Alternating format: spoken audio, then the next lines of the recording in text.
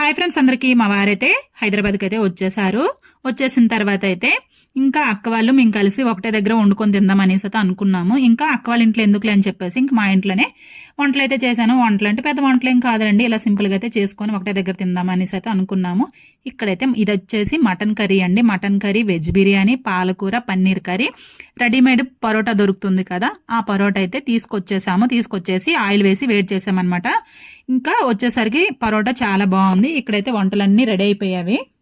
ఏ జన్మలో చేసుకున్న పుణ్యమో తెలియదండి, మా అక్క నేను పుట్టి పెరిగి ఇప్పటి వరకు అయితే ఏ రోజు కూడా విడిపోలేదన్నమాట. ఒకటే ఊరు కూడా ఇచ్చారు, మా వారు మా ఆయన ఫ్రెండ్స్ అనమాట. ఒకటే ఊరు కూడా నాకైతే ఇచ్చారు. కాబట్టి మా అక్క నేను ఇప్పటి వరకు అయితే విడిపోమనేసి అయితే అనుకుంటున్నాము. ఏ జన్మలో మా అమ్మ చేసుకున్న పుణ్యమో మేము చేసుకున్న పుణ్యమో తెలియదు. ఇప్పటి వరకు అయితే ఇలా హ్యాపీగా అక్క వాళ్ళు మేమైతే చాలా హ్యాపీగా ఉన్నామండి. ఓకేనండి, మా వీడియో నేస్తే ఒక లైక్ ఇవ్వండి. Bye bye.